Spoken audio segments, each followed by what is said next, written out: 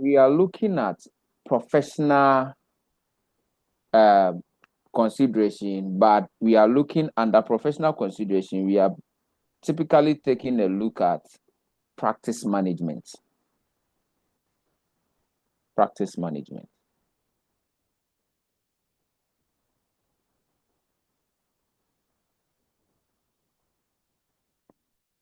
Now, when we say practice management, the idea of practice management is that this word practice means we are looking at the audit and assurance work. So the audit and assurance job, what at all is that, which we've gone through. So we are looking at the entity, so an audit firm. All right, so here that is the focus. So how does an audit firm manage the firm? So that is what we are talking about. How do they go about their things? So that is basically what we are going to do. Now, when it comes to practice management, before I even start, when it comes to practice management, these are your exam areas. Now, what the examiner is going to do is that he can give you a scenario. Now, in that scenario, he expects you to come out with what we call quality control or quality management. So some call it quality management, some call it quality control. I call it quality control. All right. So you are going to outline any quality control issues or quality management issues that so when you are able to bring out the issue, then you tell us how you are going to resolve them. So that is it. So in this one, you'll be given it's a scenario base. It's a scenario base. So that is it. Now, again, you can also be given a scenario and the question will be limited to, in scenario, the question can be limited to only things about publicity, which we call advertisement. Publicity or advertisement. Or audit fees. Fees. So good news is that we've talked about fees before when we were looking at the ethical issues. Now, and most often, this one is the most popular one the examiner does. He will tell you to subject factors to consider when tendering for a job. When tendering for a job. Now, those of you who bought my audit and assurance book, all these things, I've outlined it there. And you can trace it through the past questions. You will see that that is the question that are being asked. Or, lastly, they can ask you to determine the factors to consider before accepting an audit assignment. Factors to consider before accepting an audit engagement. So that is that. These things, I always try to make it very commonsensical. Like if you're a woman, what are the factors you consider before accepting somebody you want to engage yourself with? So basically, these are the exam areas about the quality practice management. Yes, of course, you will also look at issues. So these are the quality control issues. That is one. Advertisement and fees, 2, 3, and you have 4. So these are the likely exam questions that comes out in practice management. So you can pick the questions as many as you can. You realize that it is always these questions that they ask. All right. So now let's attempt to answer the questions by going through the concept of practice management.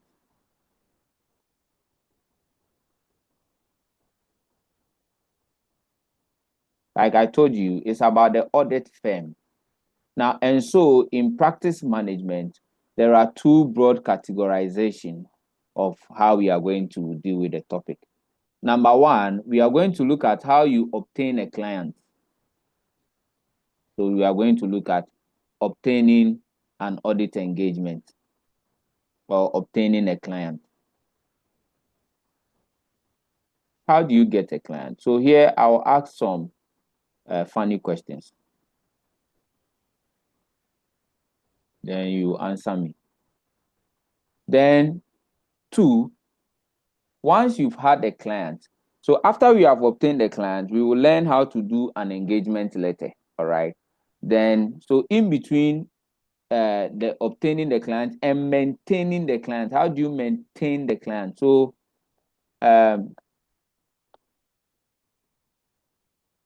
maintaining the client.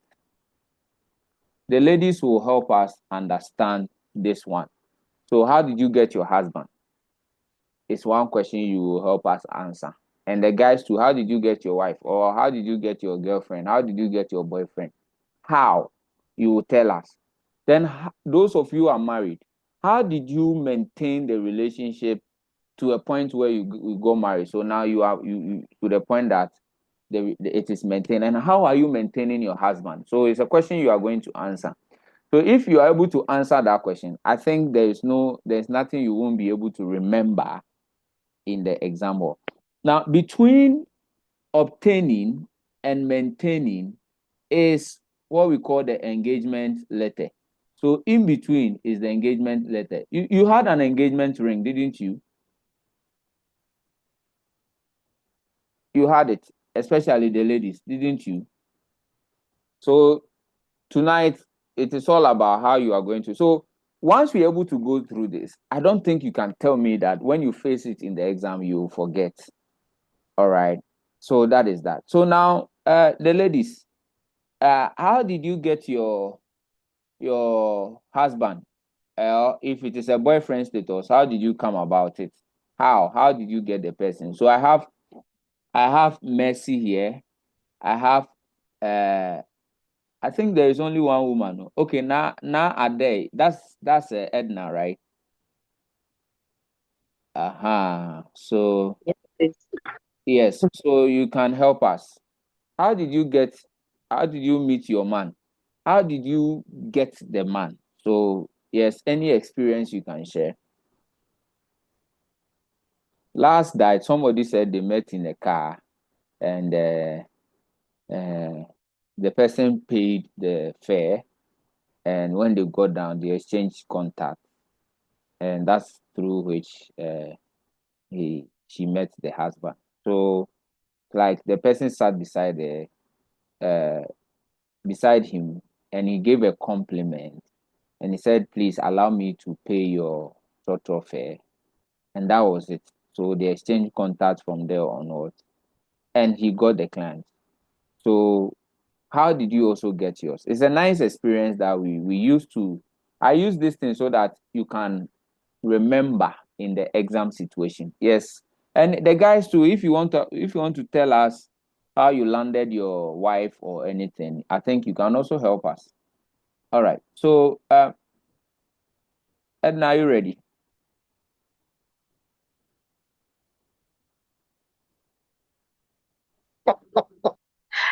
is it, Tommy? So let's go. So let me say, I was a chorister in the church. You Uh, or him? I, Okay. I am a chorister. I was a chorister in the church. Let me say, I am a chorister in the church. So I think that was where the attraction got from. So his friend is my sister's my sister's boyfriend is his friend. I think he told the boyfriend of my sister told my sister that he should tell me he likes me. That's all. So I like that one. go come go I like that go one come go because come. You know, then so it far, but okay. I was tough. I didn't want. But years go, year come. He tried to please and let the thing look like he's a good man. He's whatever. I hope you are home About two, telling two, us three. about this. Oh yes, but he's not here, so I can't talk. Oh, Whatever. okay. Yeah. All right, that's fine. Okay. That was it. That's very cool. We are going to list one. They are basically in the theoretical aspect of what we are learning. There, we group them into three. You realize that what you have given us will fall under one of them. It will fall under one of them. All right, so that's very good. Thank you. Any other person who wants to share? We have Mercy Soa here. Do you want to share?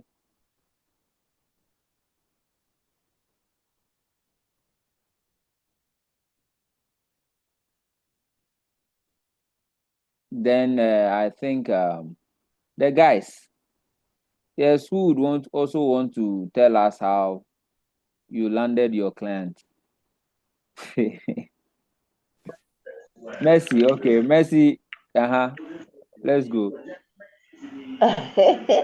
Sir, Mm-hmm.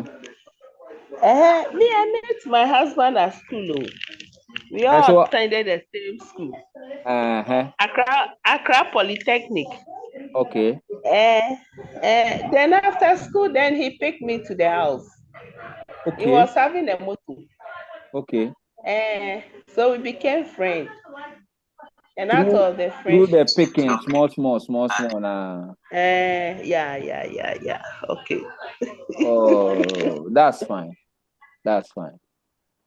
That's fine. Now I'm going to give you the three categorization. Then you will tell me. Now you will tell me where yours fall under. Now in audit, it is said the first one people say they don't do, but the second one people say they don't. Auditors don't do, but they actually do. So the first one we are going to talk about direct request. Direct request. So this is where a situation whereby um, a client approaches the audit firm. So by recommendation, a client will approach an audit firm. All right. So the client comes to the audit firm and say, "Oh, my friends think like the way probably you joined this class. Oh, a friend of mine said this place is good, so I want to join your class." So it is a direct contact. So this one, what you realize is that the client goes to the audit firm, and usually it is said through to be through referrals. So basically, that is it. Then number two, which it is said that auditors don't do, but theoretically they do, is advertisement. Advertisement. So the first one that Edna you gave us, your experience, would you say it Yes. fits direct request? So, but in a way, you know that you went to the person, but take it the opposite way. The Mm. person came to you. Is that not it? Yeah, so it's referral. So Yeah, through through exactly. my Exactly. boyfriend. So if you are in the exam hall and you are asked how you obtain a client, Mm, I mean, you should remember your experience to put mm, it in this kind of writing. Then yeah, we have, through referral yes, we have advertisement. the advertisement. Now, the advertisement, that one, when you bring it to the relationship system, it's sometimes tricky. You know, the ladies sometimes are saying they are giving you all the signs for you to know. They package themselves. Exactly. So they are giving you all the sign. And this thing, I have been Mm, at one end of it. If you don't take care, they will be angry at you that they've shown everything. It looks as if you didn't see anything. And some way, somehow, they are just angry at you. You don't understand. Yeah, you will never understand. So the advertisement system, that one, you will see that there is a marketing medium whereby the auditor reaches out to prospective clients. So here you will see that basically there's a marketing system. There's a marketing system. And in that marketing system, the auditor rather reaches out to the, the client. But in the exams, we are interested in how the advertisement should be because it is dangerous when you are doing advert. So you see, you have to actually publicize yourself for people to actually know that you are there. But you have to be careful so that you are not unprofessional. So there are general principles when it comes to advertisement you must follow in terms of the audit side. So when you are doing advertisement, there are general principles. So even before I go on, so Mercy, where will you categorize your own? Will you also say it's a direct request? It's straightforward. Yeah. Because the last one, we will come to the last one, but I think yours too is likely to fall under direct request. But let's look at the principles of advertisement. And like I told you, it is one of the examinable areas because I've already told you that in this place, these are the examinable areas. So this one, a scenario based, and you'll be dealing with the issues of advertisement, whether they apply the principles or they didn't apply the principles. So take note of that. It's one of the major examinable areas. Now, the first thing you need to take note in terms of the general guidelines of advertisement is that the advert should be very clear and accurate. So we are talking about clarity and accuracy. Accuracy. What do we mean by that? All that we are saying is that there should not be any misleading comments in the advert. So don't mislead anybody. No misleadings. No misleadings. So just that is it. Everything you are saying should be simple and clear. There must be simplicity and clarity. Number two, there should be no unsubstantiated claims. Substantiated claims. When we say something cannot be substantiated, it means that you don't have evidence. You don't have evidence. For example, you doing the advert and say that we are the best auditing firm in Ghana. I mean, how do you assess your best, being best among the auditing firms in Ghana? So if you don't have any evidence, don't do it. Don't say it. However, if you have won some kind of awards, like some awards were given to you, you can say that we were awarded this in so and so year. All right. That one, because the award is there, the emblem is there, you can actually support it with your statement. But other than that, you don't make any unsubstantiated claims. All right. Number three is no, you shouldn't make any adverse comments. No adverse comments in the advert. Adverse comments. What do we mean by that? You cannot say that you are better than somebody. So you don't say, oh, as for we this audit firm, we are professional as compared to audit firm B, who is not. You can't downgrade somebody just to uplift yourself. So you don't pass in any adverse comments in your advert. All right. So you can't say you are better than PwC, you are better than this one, you are better than. No, we don't do those kind of comments. Then 4, we are talking about just general manners of professionalism. What do we mean by that? When I am always talking about this, I say that everybody should go and look at how the bankers do their adverts, their dressing, their communication. Look at the way the banks do their adverts. You don't do adverts as if you are doing entertainment video. You don't parade your nakedness. That's showing some part of your body and things. You straight professionalism. So you have to go like that. All right. So in terms of the dressing. Then lastly, you should use the use of the ICAG logo to show that you are a member of ICA. All right. So you must do that to show that you are a clear registered member of the institute. All right. So basically, these are the general rules of advertisement. Then the last way of obtaining the client, don't forget we have done 1, 2, direct request advertisement. Then the last one is where there is always an exam question there. The third one, we call it tendering. Tendering. So a typical example of this one is that you the guy, you are there, you are receiving so many requests from ladies, and so you are coming to choose your choice. So this one, the client, or let's say the lady, will now say that she's inviting guys. So the guys, you come. Have you seen this? Something is going on social media.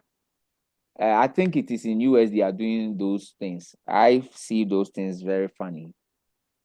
A guy will come and stand there, and there will be about 5 ladies, and the ladies will be telling the guy about themselves. Then the guy will pick one. I don't know if you have seen that thing roaming on social media. It's something that is going on social media. It's very funny, very, very funny to me. I think that those of us who were born in 1990 and coming down, so the no, as the 90s coming down, so let's say 1989, the way they think is different from the way the Gen Zs are those who are post 1990. So, yeah, so the Gen Zs are like 95 coming. Then we have the Gen Z Alpha. No, the Gen Zs are actually 2000. The Gen Zs are 2000. Then we have the Gen Z Alpha, who are the 2010 people. So I mean, those doing that thing on social media is just the Gen Z people, because a Ghanaian born in 1990, the mentality of thinking is different. Yeah, it's so different. Because I think if you remember, it was in 2000 internet broke into Ghana, where one touch SIM card was 200 Ghana cedis. Those days it was 2 million. We used to call it 2 million. Yeah. So they parade the ladies, and the ladies will tell the guy, oh, but you see, I think in Ghana they are even doing some, they call it date rush or something. Yeah. Trash, yes. Yeah, I think they do all those things. It's funny. Those things are very, very funny to me. It's very, very funny. So tendering, you invite the people. So the client will invite the audit firms to come. And so if you are an audit firm, the exam question now becomes, what will you put in your tendering document so that the client will pick you? That is the exam question. So if you remember, I've also given you one here. So, and please don't take these things for granted. Like I'm telling you the truth, these are your exams. So we talked about publicity, this one. When you go and meet it, don't say you weren't taught. This is the second thing I'm talking about. Factors to consider when tendering for a job. So now that the client has invited you, what are you going to put inside the tendering document so that the client will pick you? What are you going to put in? Now think about it. What do you think you should put in? Just to invite some some ideas. Right. Fee. The fees. All right. So you put in the fees. What else will you put there? Can we put in our achievement? That's your competence. Competence. All right. So your achievement, some things you have done. Yes. What else? What else?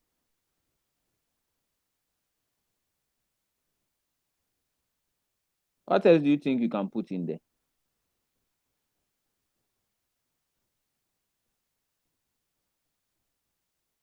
Think about it. The lady said, tell her something. So your competence, like your achievement, is one of them. The guys, yes, the guys, please.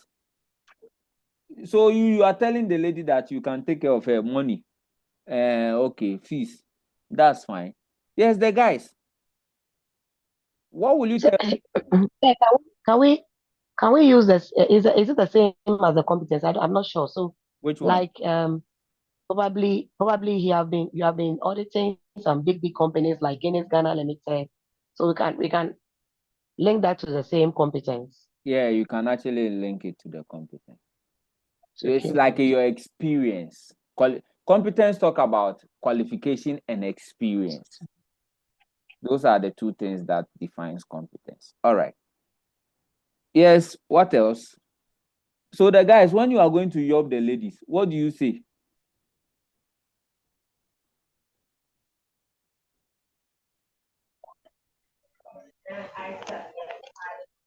Osman, what did you say to the lady? Nana say, what did you say to the lady? Mujib, what did you tell the lady? Or you are one of those people, you are just there now. We go come. Then it just happened.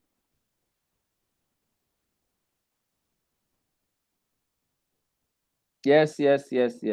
I want just a person to.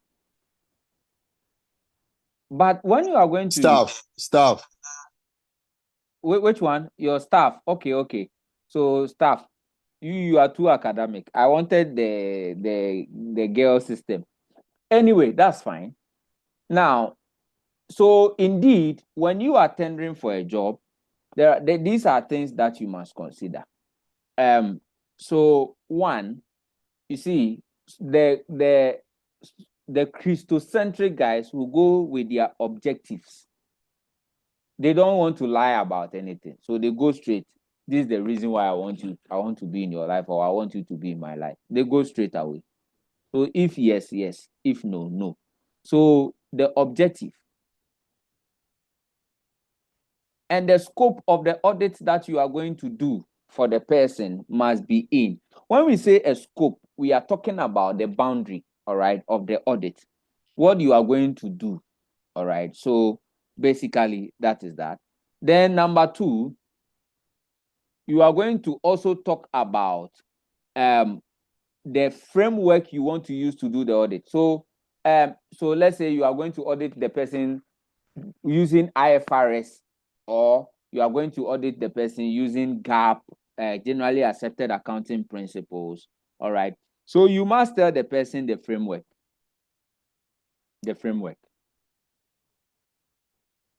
You, of course, your fees that you mentioned. Everybody, you see, when people talk, you ask them, "Ne crack anything." And so what? So they should tell you how much they will charge and everything. All right. Again, we must also discuss what we call, like you said, the competence. All right. Your track records. Okay. So you put it in there, your track records. So let's talk about your competence. Now, so here, your experience, your qualification. And Mr. Danny mentioned another one. He says staff. We are going to talk about it in terms of the resources you have. So do you have the IT? Do you have the human resource, all right, to carry out the work? At least these are things you must put. In fact, there is another one, timing and communication is also part that you will start the work at this, and these are the means of communication. All right, so basically that is that.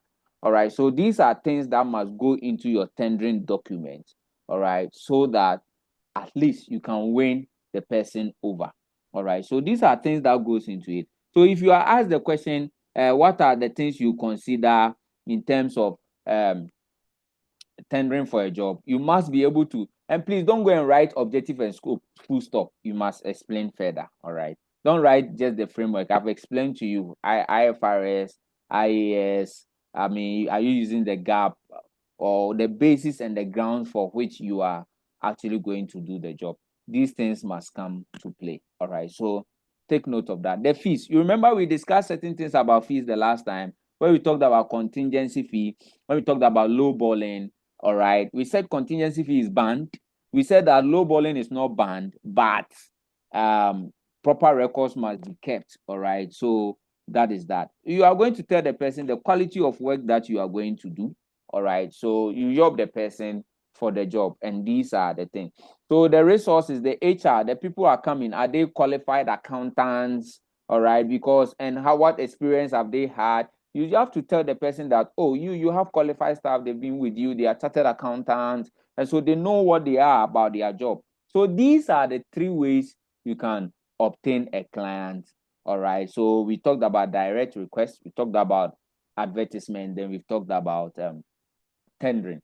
In the practice, there's this general sense that audit firm don't do advertisement, but theoretically they actually do. All right, they actually do. All right, so that is that. Now, once you obtain the client, the next thing that is going to happen is that you need to sign an engagement letter or engagement contract. All right, you need to sign. You have to, because you can't just go into somebody's office and say you are their auditors. No, there has to be a contract that is signed. Now, so we need to look at an engagement letter. But what is an engagement letter? It's just a contract or an agreement. All right. So we know it's like your employment letter. So it's a contract. It's a contract, and the contract outlines the relationship that exists between the audit firm and the client. So it's just a contract. So you have the audit firm here. You have the audit firm, and you have the client. So between them has to be a contract. Just as between you and your employer, there is a contract. The contract spells out your salary, spells out what you are supposed to do and everything. The same thing, there is a contract. So what the contract does is that the contract will tell you, it states clearly the responsibilities of the auditor and that of the client. So it spells out responsibilities. It tells everybody their responsibilities. All right. Both the auditor and the client, so the directors. Okay, so the auditor and the directors of the client, the contract spells out your responsibility. Okay, so basically that is that. And so that when the responsibilities are spelled out and everything is known, there is a reduction in misunderstanding. So it curbs or reduces all forms of misunderstanding, because the contract tells you everything. It tells you everything. So it reduces and curbs misunderstanding. All right. And it is also a written confirmation of acceptance of the appointment. So it confirms acceptance of appointment.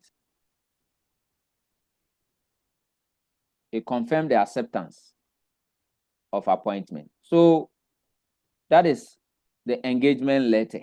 All right. So basically that is that. So it tells you, and in the contract, you will see that the scope is outlined. Now, in an engagement letter, inside the letter, there are things that should be in the engagement letter, and there are things that may be in the engagement letter. Should be or shall be and may be. So there are certain things that should be there. Should be or shall be. It must be there or must be. It is compulsory. It must be there.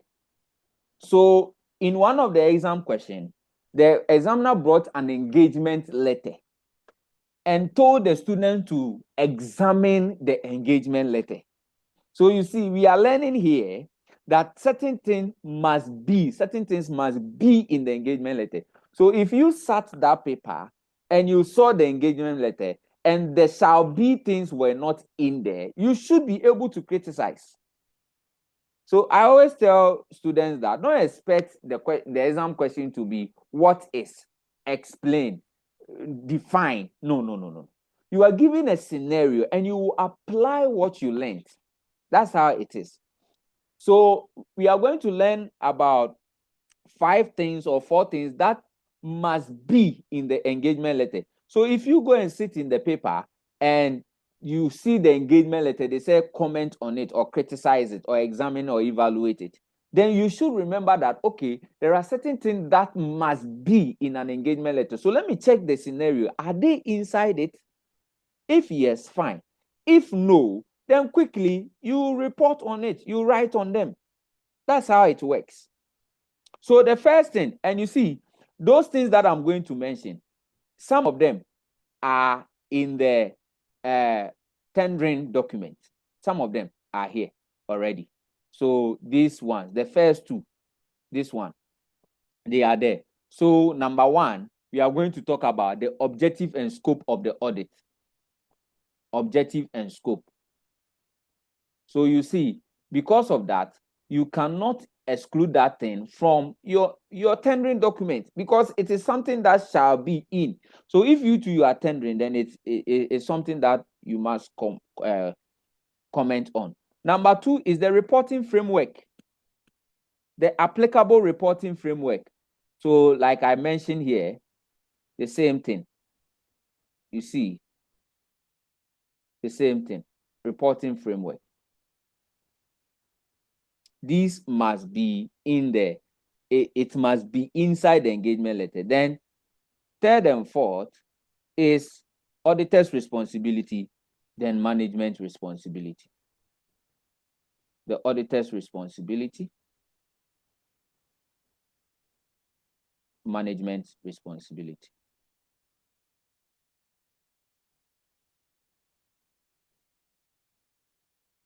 All right, so that is that. Then probably you can add the form of content of reports that will be there. Is part the communication thing. Form, the form and content of all reports, like the audit report. All right, so that is that. So these things must be, all right. Then we talk about the things that may be. When we say may be, it means that you can decide to bring it or you can decide not to bring it, all right.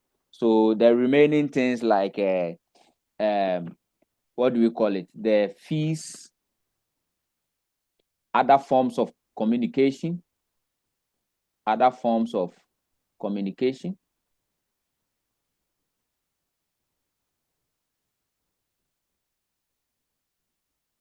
You can also talk about the composition of the audit team, your resources. So the resources that you are bringing, all right. So you can decide to talk about that. Will you use experts? Use of experts. All right. So any arrangement you made with the predecessor, arrangements made with the previous auditor, made with previous auditors, the previous auditor, maybe you were not the one that started with them. There was somebody before you. So any arrangement you made with the previous auditor. Is that what we call professional clearance? Yes, exactly. Professional clearance. You can also talk about the auditor's liability, the one we discussed the last time. Auditor's liability. All right. Any form of references, all those things, you can decide to talk about that. So these things are not compulsory yet. There may be. Now, in the exam, you realize that there may be, they will put it there, but they will not do it correctly. So the fees, some dates too, the dates will not be written well. Certain things will not be written well. All right. Timings will not be written well. So look for all these things. It's not compulsory that they bring it, but since they decide to bring it, check if they've written it well. So, for example, today, I don't know if you guys were listening to what was going on in Parliament, that the minister came to do the advance appropriation. Now, Haruna Idrusu, the MP, said that on the document, it is written presented to Parliament on 19th October. But today is the day they are doing it. So he drew their attention to the fact that the thing is coming here today, but on the document, it is dated October. So in the exams too, these are some of the things. They will put wrong dates and things. You are supposed to see to all those things and correct it, all right? So basically, that is that. So be vigilant, be vigilant. It's part of your professionalism. All right, so that is that. So after you go through these things, then you sign the engagement letter. Now, once you sign, then the remaining issue is now that how do you then maintain the client? So now you have a client. So how do you maintain the client? So that is where we will learn quality control. You must make sure that you are keeping your client well. So we will learn quality control or quality management at firm level. So you, the audit firm, what are you supposed to do in your firm to maintain quality so that you can keep your client?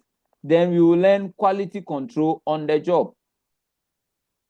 Quality management or quality control on the job. So if you go to somebody's office and you are working, what are some of the things you need to do so that in the attempt to maintain your client? Now, at the office, every company is supposed to exhibit leadership qualities. Leadership.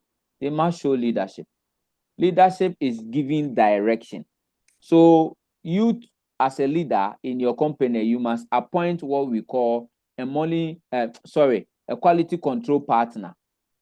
Quality control partner. Like the way we learn money laundering and we say appoint a quality money laundering reporting officer. This one too, you must appoint a quality control partner. You see, in every office, there must be somebody who should make sure that quality is adhered to in the office. I used to have one woman in my former office. She's called Deleskanda. Now, this woman, if you bring her a letter, she will read everything. Even if there is full stop omitted, she will tell you to go and correct it and come back. Quality control. Yes. Quality control. Everything should be quality. She just show you that you can't, the firm, she possesses that leadership quality, and the firm that she is working with, in everything is done with quality. So with excellence. So nothing just go like that. Because if anything goes out, it can affect the company. Yeah. So you must show leadership. As an entity, there must be leadership. Number two, we need to talk about the human resource. So the resources. As an audit firm, you must have resources. So HR is one of them. Now, the people that you are employing, you must make sure that they are quality staff. Now, you realize that these days, the audit firm, they are taking the first class students of the universities. That's what they are doing. That's what they are doing. Young, they take them young. IT resources, they will give you. Intellectual, they will give you. So when you are doing your recruitment, you must have strict recruitment policies. Very, very strict. The recruitment policy must be strict. Yeah. So when you go outside the nation, recruitment is very, very, very strict procedure. Very strict. So that they get the best out of the many. All right. So that is that. So ensure that you have proper resources. Again, proper documentation. Proper documentation. Haruna Idusu said Parliament is a house of records.